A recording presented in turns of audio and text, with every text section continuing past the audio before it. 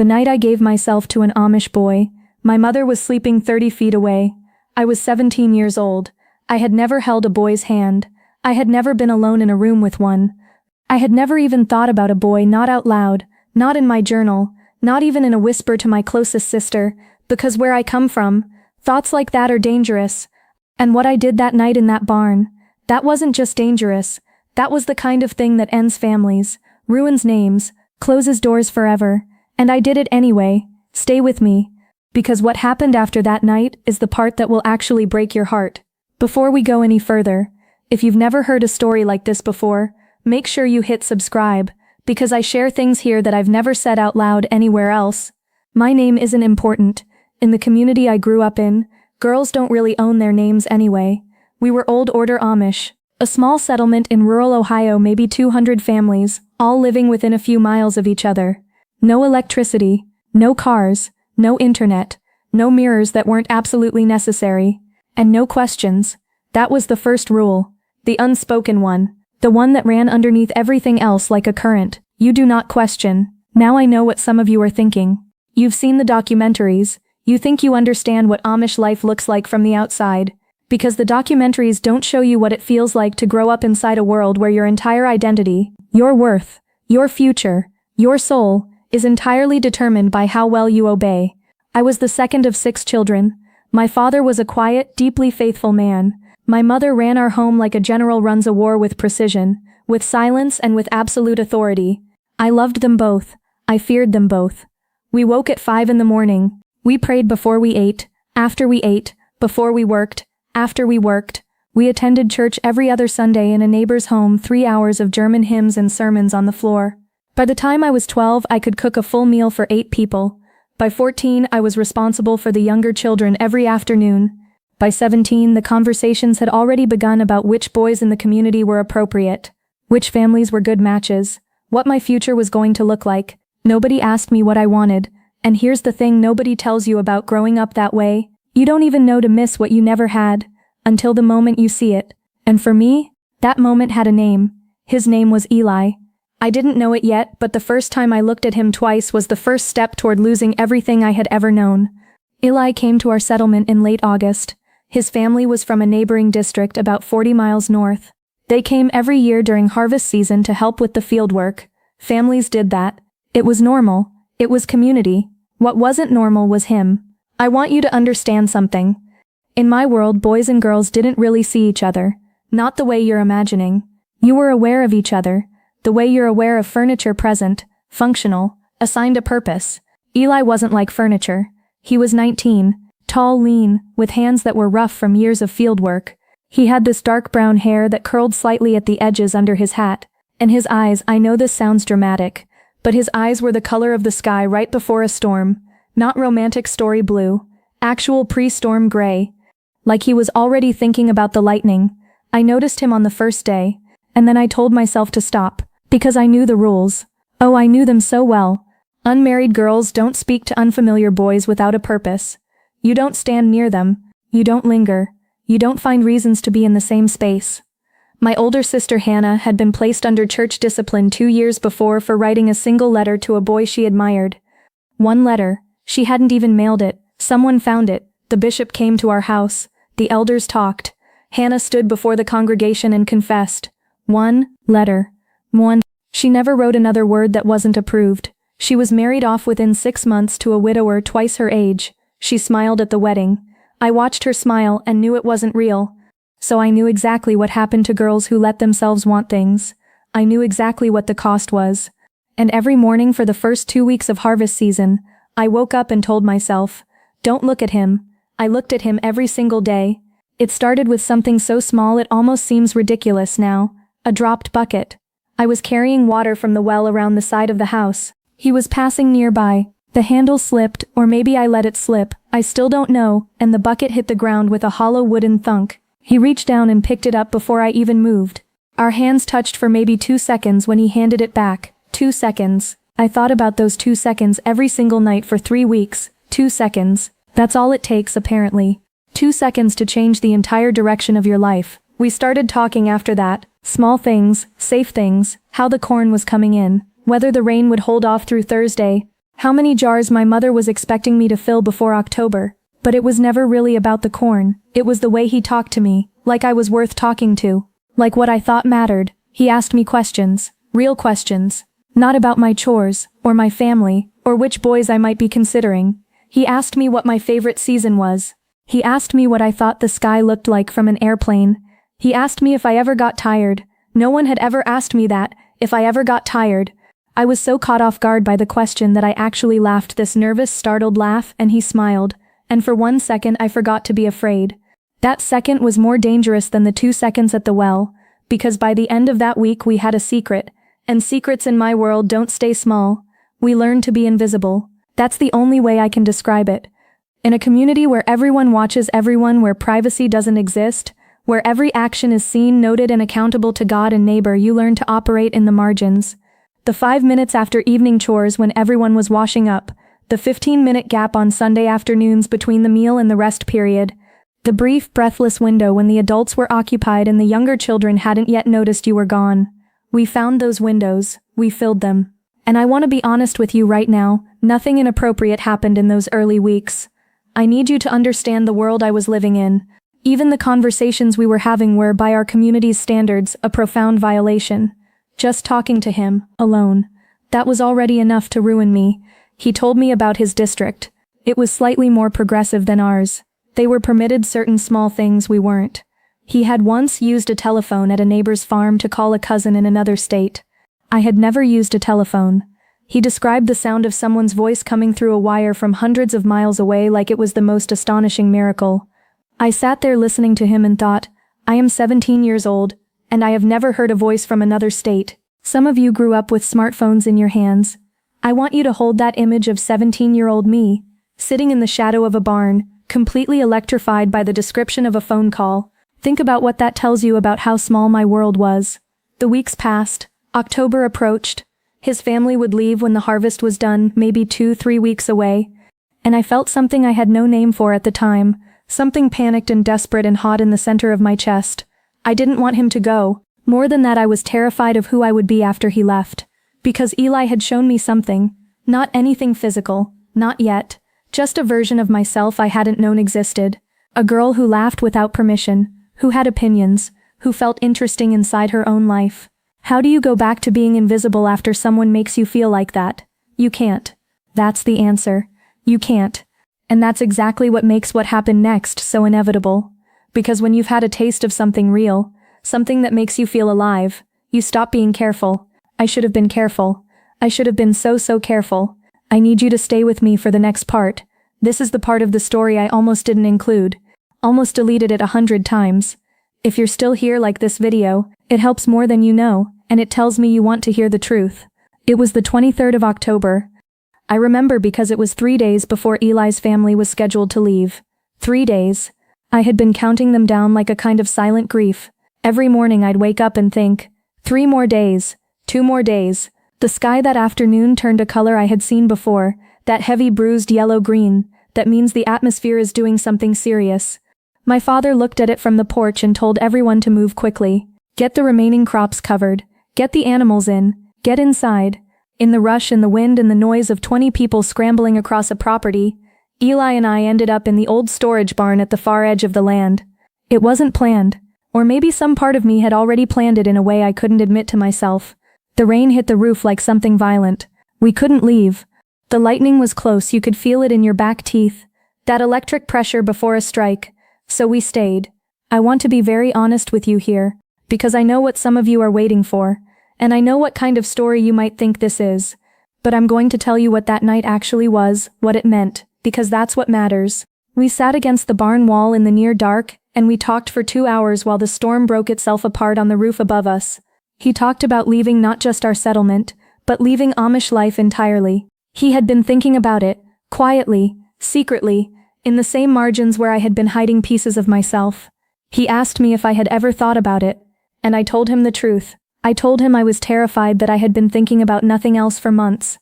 Do you know what it means to say something out loud for the first time that you've been guarding inside your own head for years? It's like setting down a weight you forgot you were carrying. It physically changes the way you breathe. And somewhere in the dark, in the middle of that storm, With 3 days left before he disappeared forever, I stopped being afraid. Not of getting caught, not of God, not of my mother, or the bishop, or the elders. Just for a few hours I stopped, and I let myself exist without permission. I will not describe what happened in detail. That night belongs to me. What I will tell you is this. It was gentle. It was quiet. It felt nothing like sin. It felt like the first honest thing I had ever done. And then the rain stopped. Just like that. Sudden silence. And reality walked back in through the barn door like it had just been waiting politely outside. I walked back to the house alone. I lay in my bed. I stared at the ceiling. And somewhere between midnight and dawn, I understood that my life would never be the same again. I just didn't know yet exactly how true that was. I don't know who saw us. In the years since, I have run through every possibility in my mind 1,000 times. A farmhand who came to check the animals. A neighbor crossing the property. My youngest brother, sent to look for me. I never found out. But 4 days after the storm, 4 days something changed in my mother's face. I want you to understand something about Amish mothers. They communicate entire sermons without speaking a single word. A certain stillness when you enter the room. A pause before she hands you something. The way her eyes track you differently, not with warmth, not with anger, but with something worse. With knowing. By Wednesday, I couldn't eat. By Thursday, my hands shook when I folded laundry. On Thursday evening, I heard a buggy on the road. The bishop. He came inside. He sat at our kitchen table with my father and 2 deacons. I was sent to the hallway. I stood with my back against the wall, barely breathing, one hand pressed against my own mouth so I wouldn't make a sound. 30 minutes. 30 minutes of low male voices deciding the rest of my life. Nobody spoke to me during those 30 minutes. Nobody asked me to explain myself. Nobody asked me what I felt or thought or chose. I was the subject of the conversation, not a participant in it.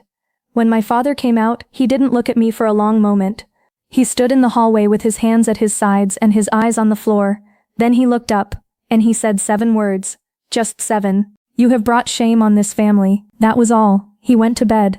Eli's family left the next morning, before sunrise, before I could see him, before I could find out what he had said, what he had been told, whether he had tried to speak to me, whether he thought of me at all. He was just gone, like he had been a dream I couldn't quite hold on to, and I was left standing in the rubble.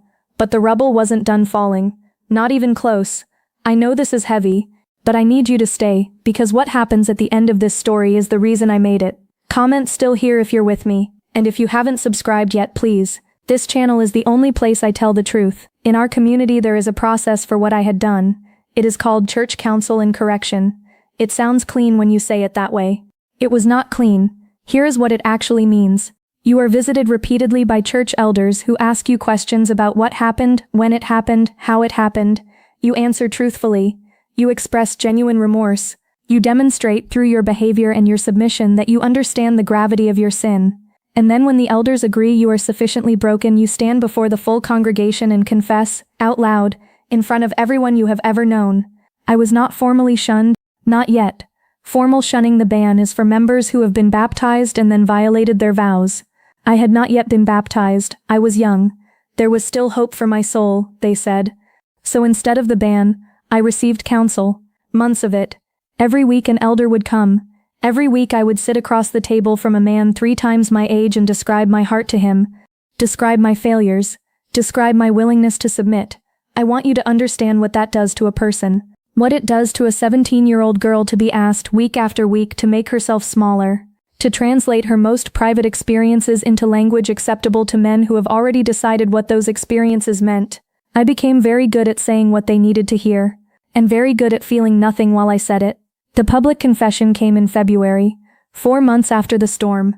The room was a neighbor's home, a large open space converted for Sunday service, packed with every family in our district. Wooden benches, white prayer caps, the smell of candle wax and wool coats. I stood up. My grandmother was in the 3rd row. She had helped deliver me into the world. She had taught me my first prayers. She looked at me from the 3rd row and her face was completely, utterly still. I said the words. I looked at the floor. I looked at the floor, and when I sat back down, the silence in that room was so absolute you could have heard a snowflake land. I survived the confession. I went home. I went to bed. I woke up the next morning and did my chores. But I was different. Something in me had shifted in that room, something quiet, and it wouldn't be quiet for very much longer. 6 months after the confession, I was still there, still under watch, still in correction, still having my movements tracked, my words monitored, my face studied for signs of adequate repentance. My sister Hannah had been married for almost a year by then. I saw her sometimes on Sundays. She still smiled. I still knew the smile wasn't real. My parents had begun discussing matches for me, quietly, in the way they discussed everything important just out of earshot, in voices low enough that I could almost not hear. Almost. I want to describe what happens to a person who lives for months inside that kind of pressure. It doesn't make you angry, not at first, it makes you numb. You start to function on a kind of autopilot. You do the tasks, you say the words, you sit in the right places, and hold your hands the right way, and lower your eyes when appropriate. But somewhere underneath all of that, something is waking up, something that keeps asking a question you can't silence. Is this it? Is this everything? Is this all I am ever going to be? It was a warm evening in April, the kind of evening that makes the world smell like it's beginning again. I finished my evening chores. I walked past the fields farther than I normally went, past the equipment shed, past the fence line that marked the edge of our property, and I stopped at the tree line. In front of me was a forest, and past that forest was a road, and past that road was a world I had never seen. I stood there. I don't know how long. I thought about a woman I had heard about once, a name spoken in hushed tones, never again after the initial mention, who had left her community and gone to the city. The elders spoke about her like she was a cautionary tale, like she was a tragedy, but in the way they spoke about her and the fear underneath their words, I always secretly heard something else. I heard she got out. I could have walked into those trees. Right then, that night, I had legs. I had a road. I had the desperate, shaking, furious desire of a girl who had been told her whole life that her wants didn't matter. I walked back to the house, but I was not the same girl who had walked away from it, because I had made a decision standing at that tree line, not to leave, not yet, but to stop pretending, to start planning, and to never confess to anything again. We're almost at the end, and I promise the last part of this story is the part that matters most. If this video has made you feel something, share it. You never know who needs to hear a story like this today. I left when I was 21, 4 years after that barn, 4 years after the storm, the silence, the confession, the tree line. 4 years of learning to be two people simultaneously, the obedient, corrected, nearly restored daughter on the outside, and the girl making quiet, careful, terrified plans on the inside. I want to be real with you about what leaving actually looks like when you're Amish. It's not like in the movies. You don't just walk out the door into a waiting taxi and start a new life. You have no ID. In many cases, no birth certificate, or one so outdated it's nearly useless. You have no social security documentation prepared for the outside world. No bank account, no credit history, no high school diploma, no understanding of how healthcare, taxes, renting an apartment, or applying for a job actually works. You are, on paper, barely a person. I had been quietly gathering information for 2 years before I left. There are organizations, I won't name them all here, but they exist that specifically help people leave isolated religious communities. They help with documentation, with housing, with the unbearably practical question of how do I exist in a world I was never taught to navigate. I made contact with one of them through a phone at a hardware store in the nearest town. During a supply run I had volunteered for specifically because it would give me 15 unsupervised minutes. 15 minutes, that's all it took to start becoming a new person. The morning I left, I woke up at 4 a.m., before anyone else. I lay in my bed in the dark, and I listened to the sounds of that house. My mother breathing in the next room, my youngest sister turning in her sleep. The specific silence of a home that trusts itself completely. I want to be honest, I almost didn't go. Not because I had changed my mind, but because love, even complicated love, even caged love, even love inside a world that hurt you, is still love. I loved my family. Leaving didn't change that. But I also knew something by then that I hadn't known at 17. I knew the difference between love and captivity. And I knew that you can love something deeply and still understand that it is destroying you. I walked out before sunrise with a small bag.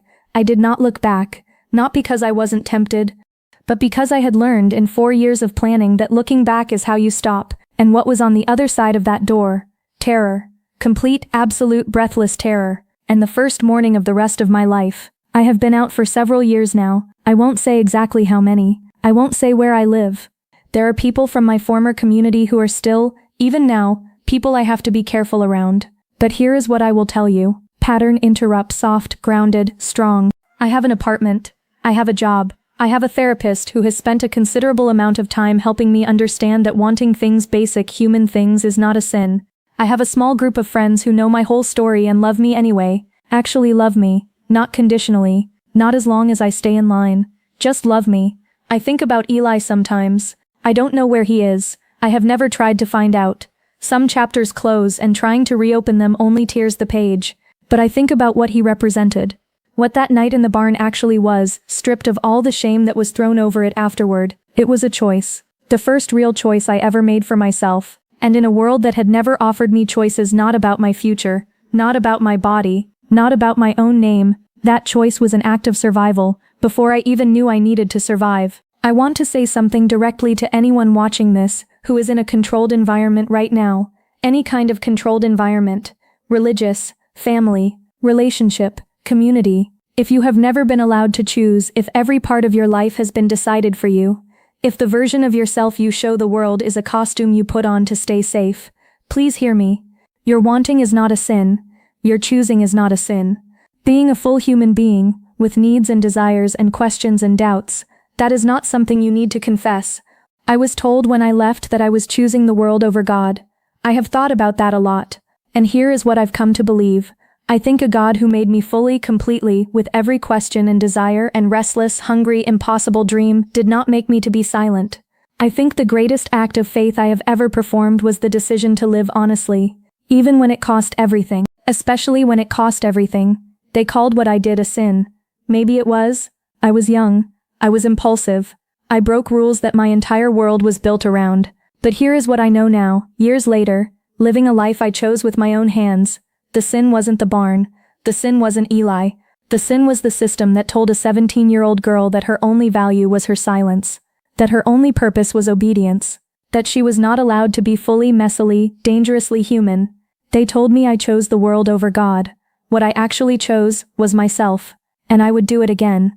If you're out there right now carrying a secret that feels too heavy to survive, you were never alone. If this story meant something to you, please share it. Not for me, but because somewhere out there is someone who needs to hear that they're not the only one.